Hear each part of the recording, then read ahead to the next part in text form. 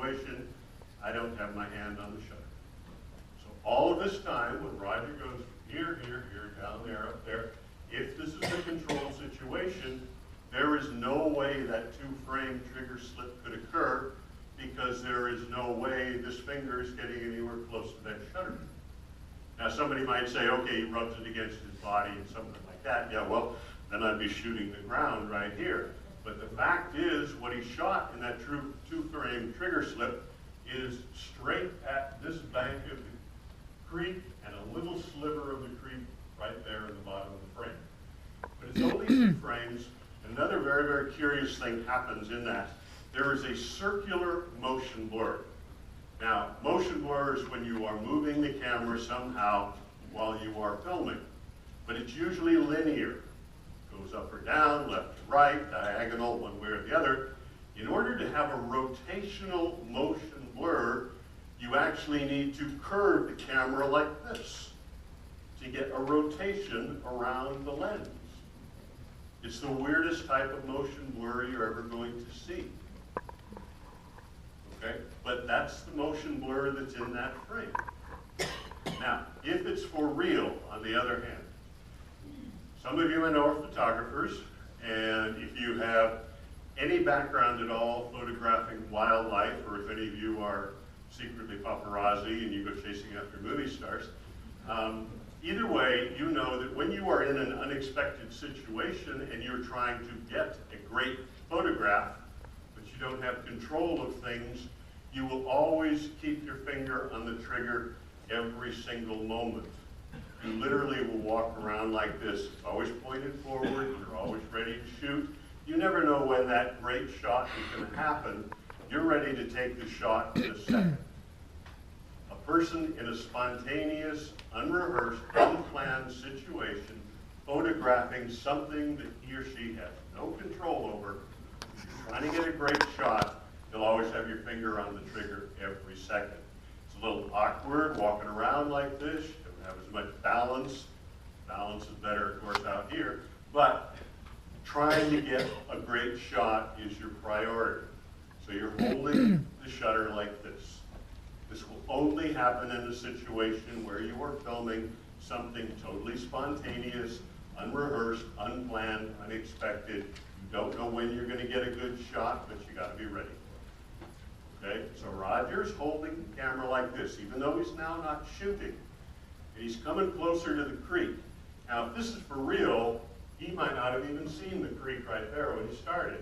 He comes here and suddenly sees it for the first time. If it's for real, he hasn't crossed it yet. He doesn't know what's the best place to go down, where the ground is secure. He's not sure where to walk across it, doesn't know how deep it is, doesn't know if he's going to walk in here and suddenly fall waist deep into the water.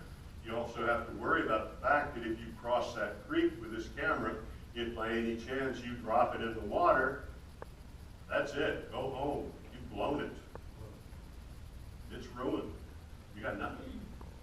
So he's going to have to be a little worried about that creek and getting across it and all the landscape there. But still, it'd be easier if he could just hold it this way and balance himself like that, but he can't. Because he's got to be careful to get that shot. Now somewhere right about here, somewhere he must have hit, stepped on a rock or loose sand or something like that, and suddenly he did that. Pulled the trigger down as fast as he could, let it go while rotating the camera, trying to catch his balance. That produced segment number 3. Realistically, that is never going to happen if this film were planned, faked, or hoaxed. It would only happen if this film were absolutely authentic. Segment 3 is one of the most fascinating parts of this film. For its 2 little frames, it tells so much about what was going on that day and what Roger was doing with this camera. Okay, now let's move on. Roger comes up to here. He's going to do his 2-frame trigger slip right here. Then he's got to come down the bank. He's got to go across there. And he's got to come up the other side. So let's go to that point next. And there he goes, and his 2-frame trigger slip is there. And he goes down the creek, goes across the water. He's walking on comes water. running up the other side, and we'll stop right here. further than I thought. Okay. All right, this is going to be the start of segment 4. Now, let us again say, if this film is a fake, if it's planned, scheduled, what would the man do who's doing this film? Well, okay. When he comes down here, as I mentioned, he can't see this performer. When he crosses the creek, gets to here, still can't see the person.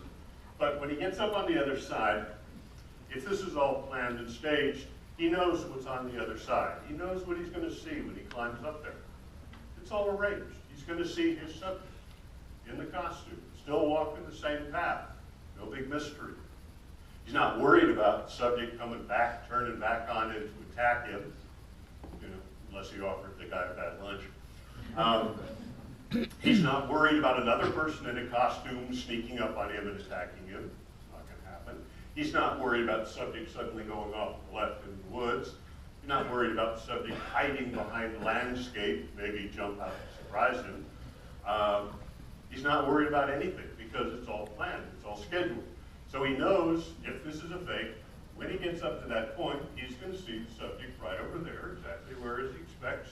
He can calmly come up there and he can start his filming again. That's if it's a fake, that's what he would expect. But Roger, in a real situation, has got a totally different mindset. Okay? He shut the camera down here, had his little trigger slip, he's come down to here, he's working his way across the creek, which he has not crossed before. At this point on this side of the creek, he does not have any idea what he's going to see when he gets up to the top of that bank. He literally has no idea. He does not know if Patty's gone into the woods. He doesn't know if she's hiding behind some debris and is going to jump out and surprise him. He doesn't know if she's turned to come back and attack him. He doesn't know if there's maybe another one in the vicinity that might want to defend her and attack him. He doesn't have a clue what he's going to see when he gets up there. Okay?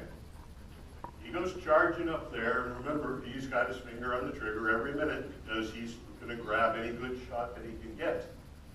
And when he gets up to the top, or near the top, he does something that nobody faking or hoaxing a film would do.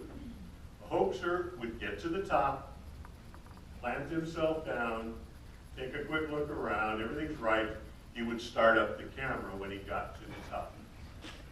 That's normal, perfectly normal. Roger started the camera before he got to the top. He started this camera while he was still climbing up the bank.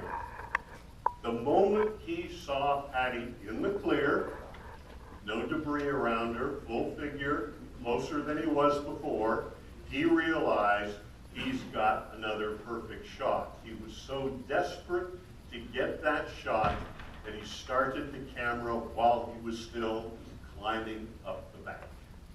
We know that for certainty because in analyzing the frames, there's this curious structure here we call this S branch. He goes right around it. Well, in one of the first frames, it's relatively sharp. That curvature of the S branch is up in the frame, high on the left side. A few frames later, it is lower on the right side. Now, if we take those two frames, we align the background, so the background's the same height in the frame,